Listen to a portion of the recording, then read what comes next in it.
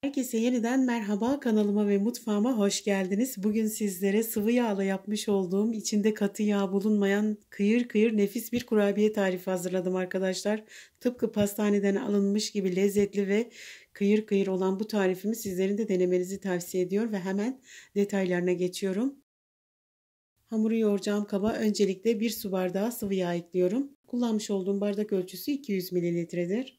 Yarım su bardağı su ilave ediyorum. Normal çeşme suyu kullandım. Bir yumurtanın akını ekliyorum. Sarısını üzeri için ayırdım. 1 tatlı kaşığı tuz ve 1 yemek kaşığı toz şeker ilave ediyorum. Ve güzelce karıştırıyorum. Arkadaşlar, tuz ve şekeri mutlaka eriyinceye kadar karıştırın. Önemli bir püf noktasıdır. 2 yemek kaşığı üzüm sirkesi ilave ediyorum. Elma sirkesi de kullanabilirsiniz. Sonrasında 3,5 su bardağı un ilave edeceğim. Unu azar azar ekliyorum. Arkadaşlar, unu hiçbir zaman hiçbir tarifimde birden dökmüyorum. Kesinlikle her unun su tutma özelliği farklı oluyor. Ele yapışmayan yumuşak kıvamda bir hamur elde edene kadar un ilavesi yapacağız. Ben bu tarifimde 3,5 su bardağı un kullandım. Ortalama 3,5-4 su bardağı kadar un gidiyor. Sizler de dediğim gibi ele yapışmayan yumuşak kıvamda bir hamur elde edene kadar un ilavesi yapabilirsiniz. Yalnız çok fazla un eklemeyin. Şimdi bir paket kabartma tozu ekliyorum. 10 gramlık bir kabartma tozu kullandım. Spatula ile şöyle güzelce karıştırıyorum.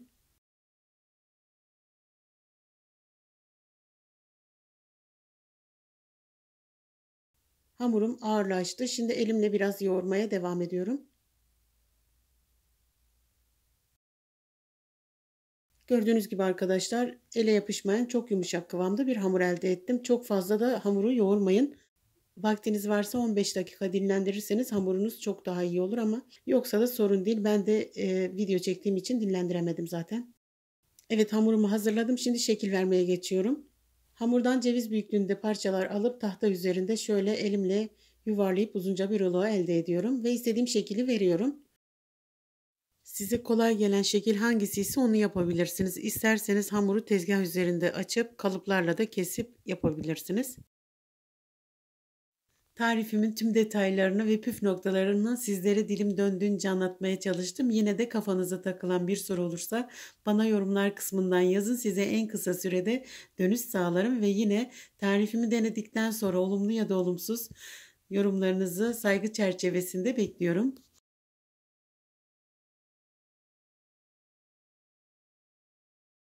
Videomu buraya kadar izlediyseniz küçük bir yorum ve beğeni bırakarak beni destekleyebilirsiniz. Ve hala kanalıma abone değilseniz hemen ücretsiz bir şekilde abone olup bildirim zil seslerini açarsanız yeni olan bütün videolarımdan da haberdar olabilirsiniz.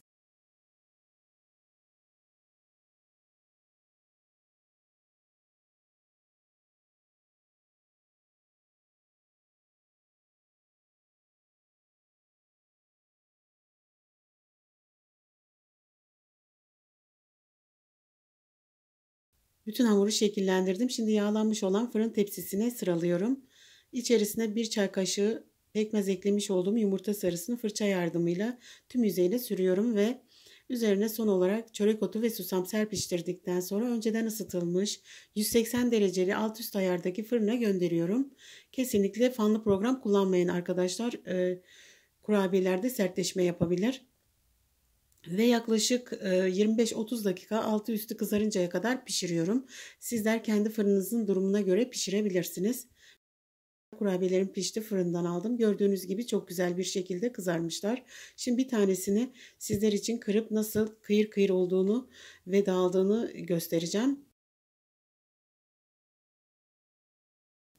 Gördüğünüz gibi arkadaşlar, kurabiyelerim nasıl elimde dağılıverdi ve kıyır kıyır.